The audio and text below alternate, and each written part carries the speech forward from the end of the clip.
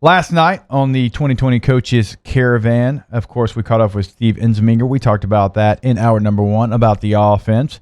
But a lot of questions came in about the defense and Bo Pelini coming back to LSU. Before we get to some of the audio from Bo, Hunt, your initial thoughts when you heard Bo Pelini was coming back?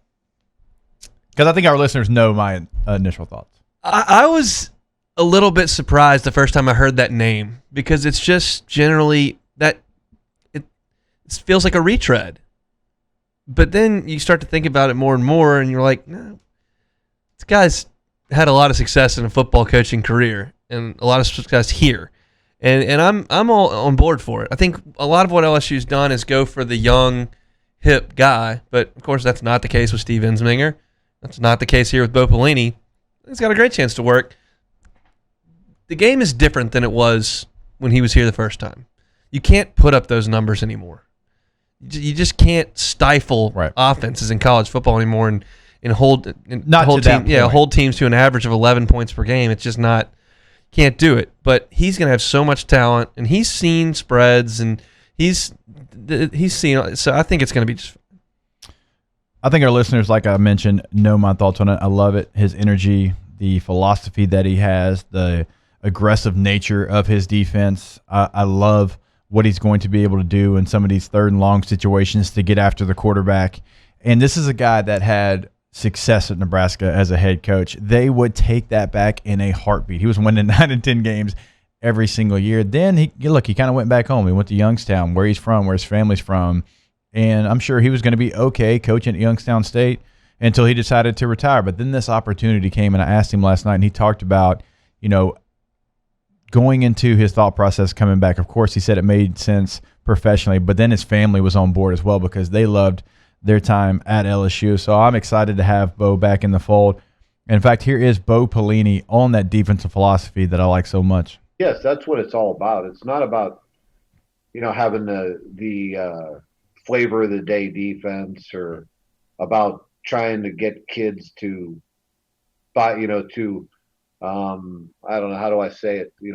Take my defense. I'm going to, you see some guys out there that are coaching, they're going to say, okay, we're going to do it this way no matter what. Well, It doesn't work. That isn't the way the game is. You got to be able to adapt, and sometimes it's about being very multiple but simple. So our players have a great understanding. They can play fast, and our guys, you have to be able to adapt to whatever the situation is and have enough tools in your toolbox to do that. For that to be able to happen, your players got to have a really good understanding of what you're doing. And there are times when you got to be real aggressive. There are times you're not going to play real aggressive. It's whatever the situation dictates and gives you the best chance to win in a football game. I love that answer from Bo, saying, hey, whatever they give you, you've got to make sure that you change what you're doing to try to stop what they are doing, because I've been around coordinators in college and professional football. Well, hey, what if they do this? Well, they're not going to.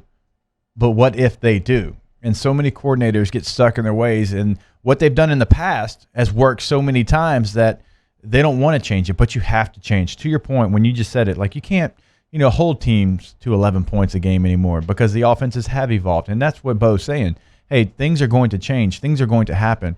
And please listen to me. Because Bo runs a 4-3, that does not mean it's the only thing that he can run. He can run 30 defenses. He can run a 3-4. He can do whatever the offense dictates that they need to do.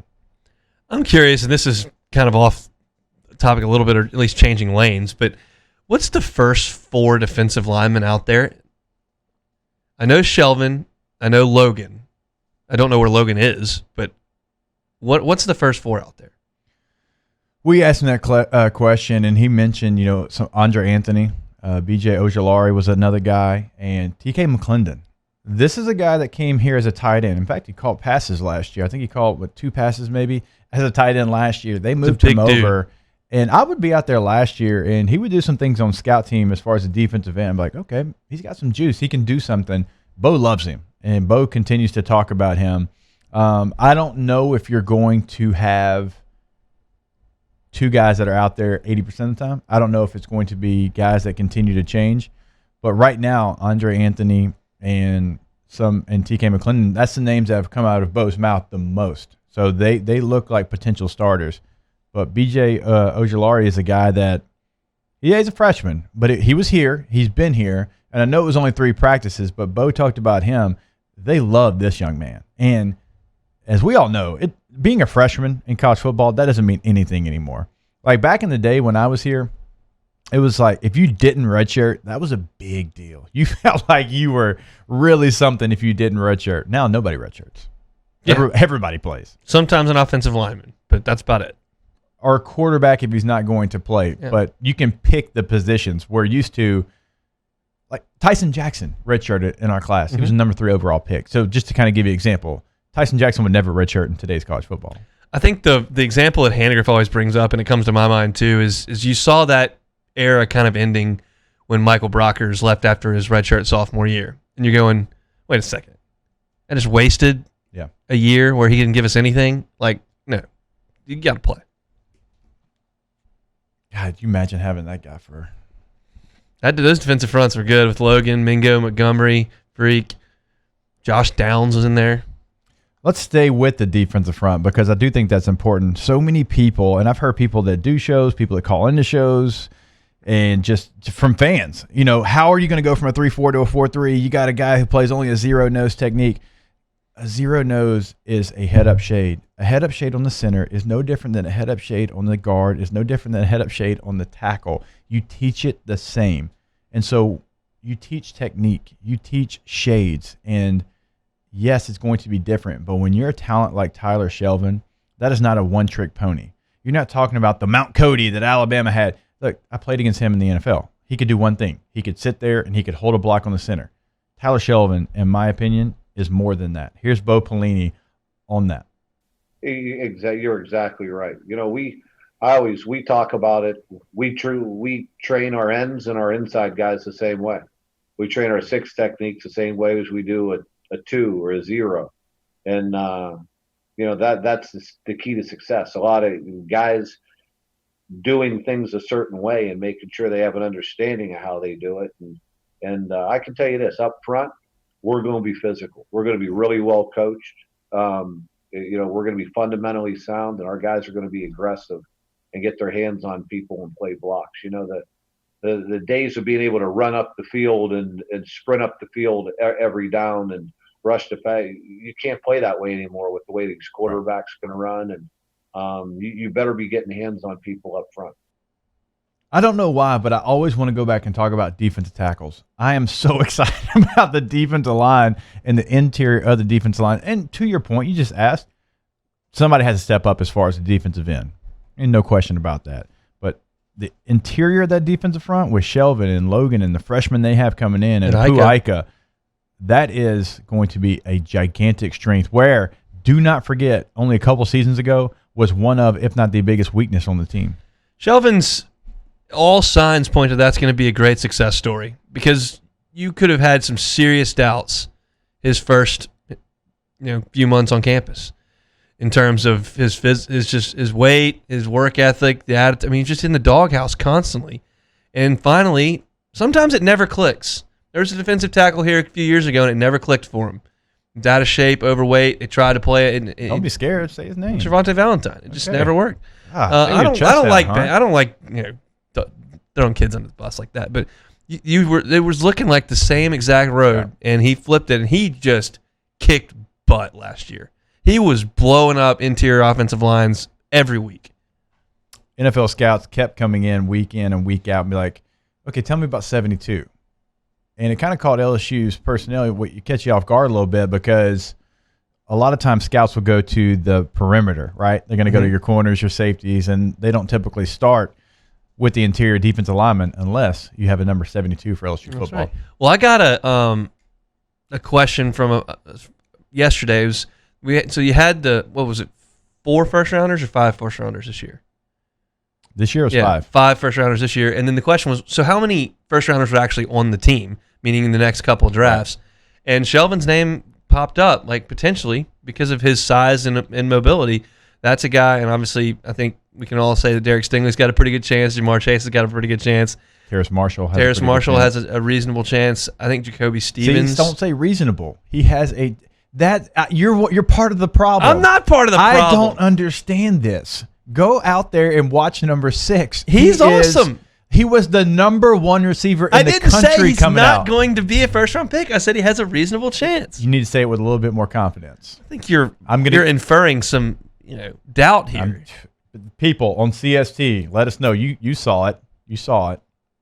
Okay, continue. Sorry. But I mean, I think so. Is that? So there's like 4 more maybe.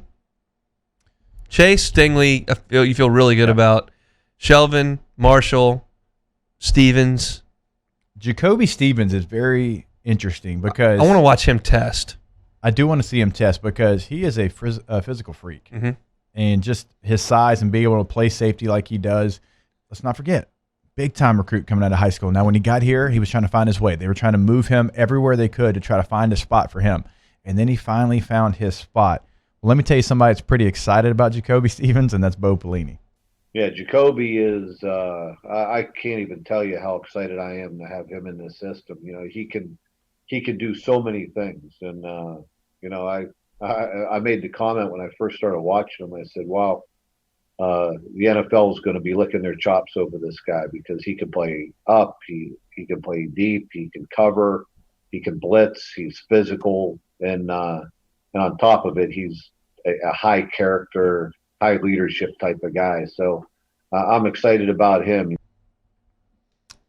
I mean, it's that versatility deal, and that's why maybe in the other one that I brought up, this is down the road, not right now, but maybe, and he played a little bit last year, Marcel Brooks, because he's got that same ability to play on a couple different levels, and he's such an athlete. So my actual question to Bo was Jacoby Stevens, Marcel Brooks, even threw Ray Thornton in there, as far as guys that can play multiple positions, and you kind of have the luxury of picking where they end up on a given play. Like, so Ray Thornton's kind of moved to an inside sack backer. Well, we know he's been an edge before. And Marcel Brooks last year was in the cheetah package. He was on the edge, but he played safety in high school. He played everything. He was an all-state receiver. He played in everything. Texas. That means something, right? It's almost like having just the Joker card, and it's always wild when you have guys like that. And Bo Pelini recognizes that. Expect to see, Jacoby Stevens, almost said number 3, but hopefully he's wearing another number, and almost said Marcel Brooks number 9. He better be wearing another number. Almost went jersey number there, and then it didn't work out for either guy. I was like, okay, I'm just going to go to names here. But I mean, there's so much you can do with those guys. I mean, yeah, I would absolutely love to have Arden Key on this team, but because he's such a talented edge rusher. But those guys can rush off the edge. They can also do a lot of things. They can cover. They can blitz. They're so versatile. They can do so many things.